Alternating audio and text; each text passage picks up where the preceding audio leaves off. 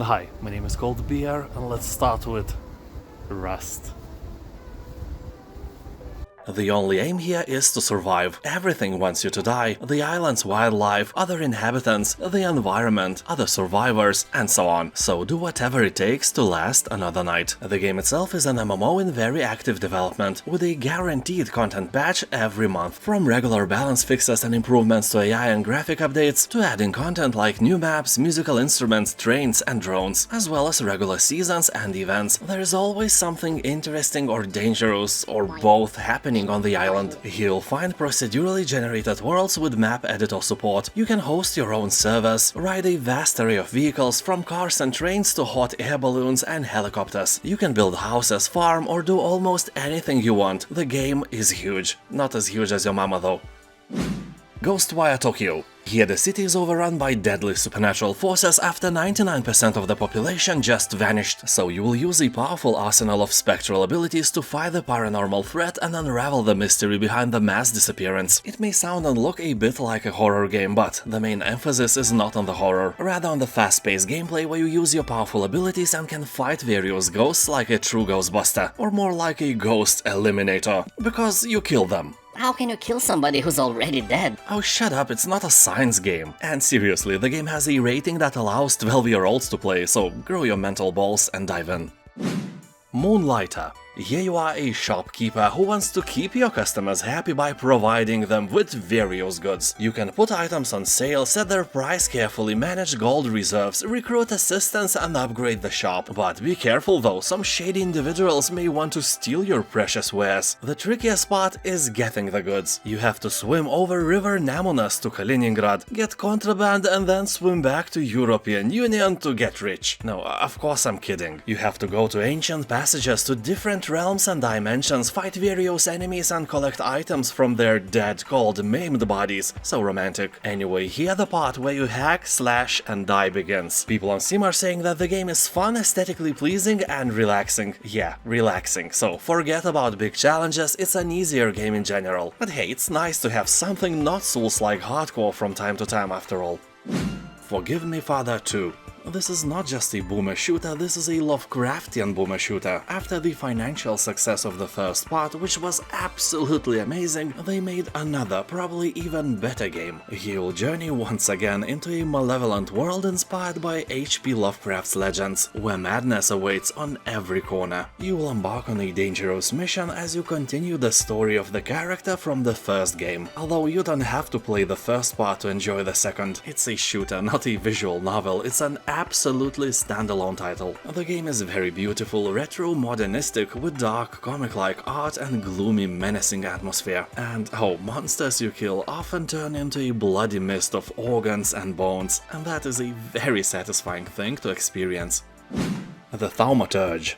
This is an isometric, story-rich, turn-based combat RPG. The year is 1905. The city of Warsaw lives under the rule of imperial hands. Its inhabitants constitute a diverse group of different ancestries, views and beliefs with often conflicting interests: soldiers, merchants, simple townspeople and more. Despite the circumstances, the city is a buzzing metropolis where you can attend a breathtaking party with the high society and later get robbed in one of the dark alleys. Well, sounds like any city today, but there is a catch. You are some kind of a warlock, a Thaumaturge as they are called here, because you inherited the power to tame magical entities. You will utilize their mystical abilities to discover secrets hidden within the human soul and speak to the darkness itself. People are saying that the game has a great story, has complex but easy to learn combat and is set in a relatively open world. The only flaw here, in my eyes, is that the game is set in Poland and not in ColdBeeristan, but no one is perfect. Book of Demons. It is a surprisingly good game, ignored by many just because of how it looks. It has great lighting effects, but those paper figures are definitely not for everyone. Anyway, here you can decide the length of the quests, wield magic arts instead of weapons and slay armies of darkness in the dungeon below the old cathedral. Yeah, I bet you heard that somewhere. People on Steam are talking that Book of Demons has great replayability with a variety of combinations, interesting art direction, and fast, non-boring gameplay, although some are saying that the game can become become a bit monotonous, but I'm pretty sure that it can happen because of the skills and spells you use. If your build is not fun enough, you will get not enough fun. Simple, right? So Google some nice builds before you play. Let there be a bit of Book of Demons among big boobed MILFs in your search history. Anyway, the game has 91% of positive reviews and it's kinda cheap. Totally accurate battle simulator.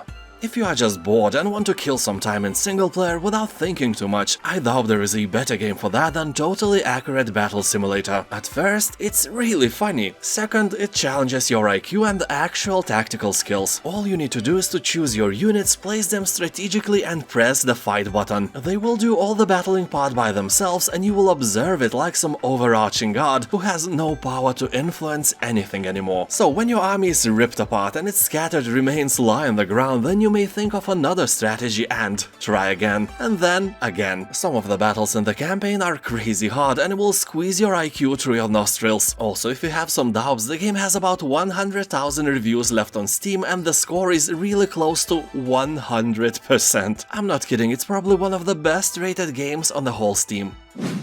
Vanishing of Ethan Carter.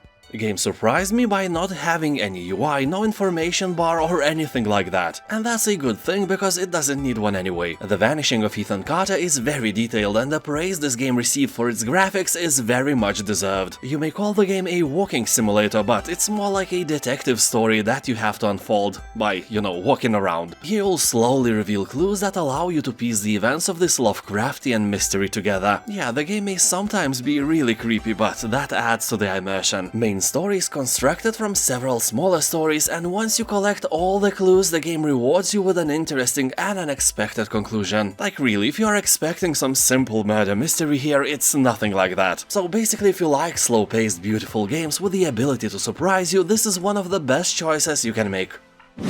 Clash: Artifacts of Chaos. From the very first moment I saw the game, I instantly realized that I'm seeing something great, something far beyond the games I'm used to. The art style here is awesome, and the game is great as well. I should probably start by saying that this is a story-rich, Souls-like RPG adventure game. You play as Pseudo, a master of martial arts who lives as a recluse in the strange land of Xenozoic. When you cross paths with a small creature whose mysterious powers have attracted the attention of some evil lady, you decide to protect him, unaware that much greater forces are involved. But you don't care because you are awesome and everyone else just suck. They don't know that yet, so you are eager to bring wisdom. And by wisdom I mean bloodshed and broken bones. Your fists and speed are your greatest weapons. You will attack, dodge, stun, block or counter a parry to land a special attack. You can even switch to a first-person view to perform unique techniques. Each time it's up to you to seize the occasion to achieve victory. If this is not a hidden gem in its true essence, I don't know what is. If you like difficult and trippy games, this is a must.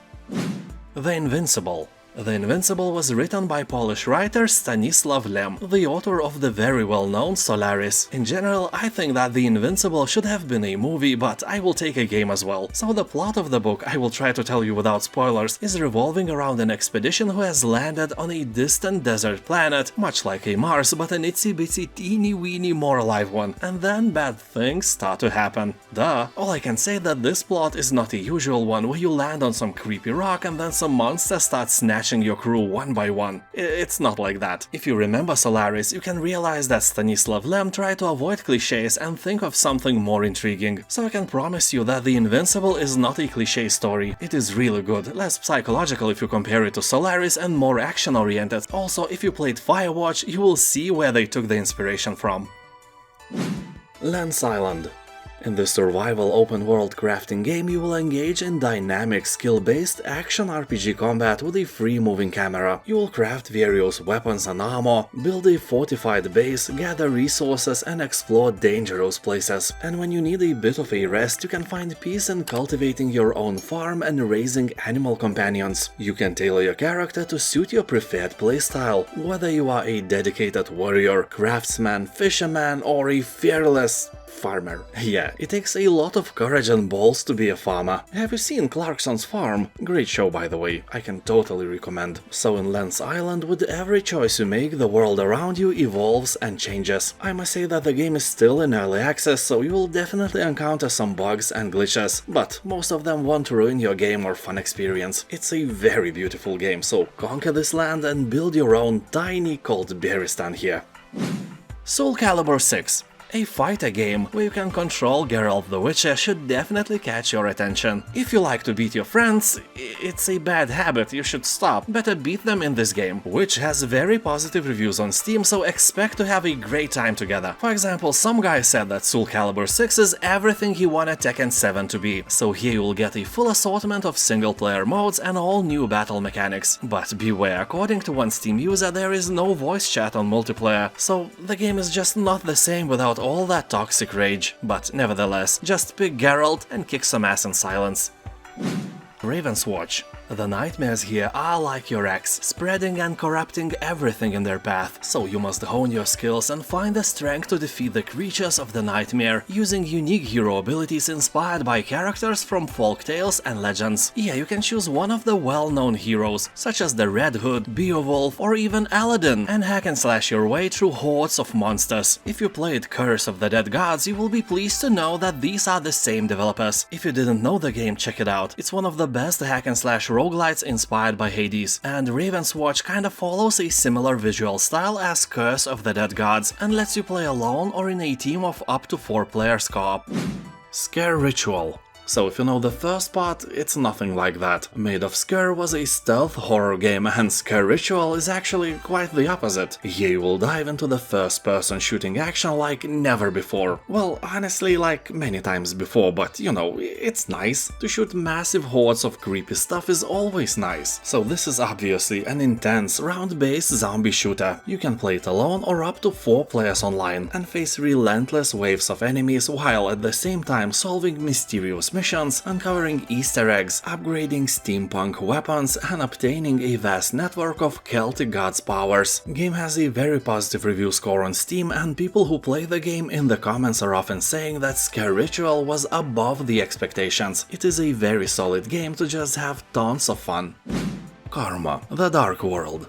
This is a first-person cinematic psychological thriller set in a dystopian world where the Leviathan Corporation is watching over you all the time. The plot is set in 1984, so you might have a clue what inspired this whole thing. Here you will explore an alternate timeline set in East Germany. The corporation rules with an iron fist, controlling its citizens by mass surveillance, social class rules, mind-altering drugs, and the promise that the gates to utopia will open to those who serve. And you are an agent working for the company. Using advanced technology, you will have to dive into the minds of the accused. You will investigate crime scenes, interview suspects, and report your findings back to the omnipresent brother from above. So, you are a bad guy, in some sense. You obviously don't know that. You will learn how to keep your sanity and wits safe, while uncovering a dark story of love, loss, and deception, where nothing is as it seems and every turn brings another twist to unravel. Looks like a very interesting piece.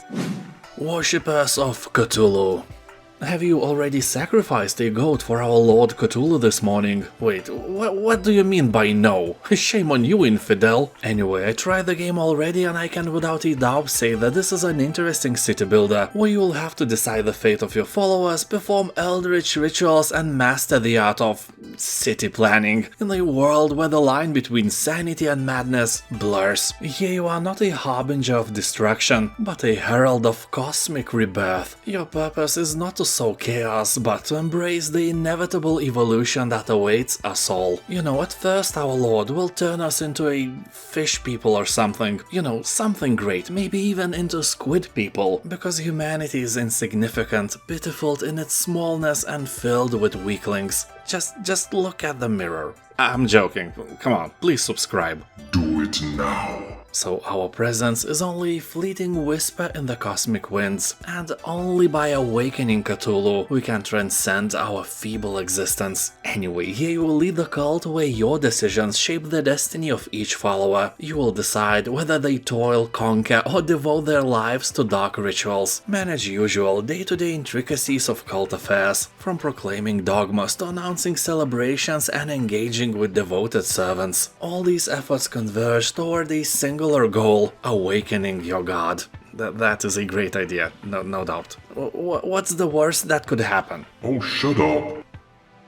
Choo-Choo Charles. Here you will navigate a massive play area in a cute little train, and your mission here is to kill and destroy another train, which is a bloodthirsty spider train named Charles. So Mr. Charlie is a very bad train. He misbehaves by eating people alive. He's very hungry train, and he won't stop until you stop him. With machine guns, rockets, and other weaponry. People on Steam are praising the game for having a great story, characters, concept, and design. It's a short game though, it will take about 3 hours to beat it, but those hours will be legendary. Game has a very positive review score, so don't hesitate. If you ever wanted to hunt for some killer spider train, it is your chance. The biggest downside of the game is that you can't romance other trains or Charlie himself. It would be great if the story took a turn towards breeding new Charlies, so you can't cross that out of your bucket list yet, but who knows what next patch will bring us.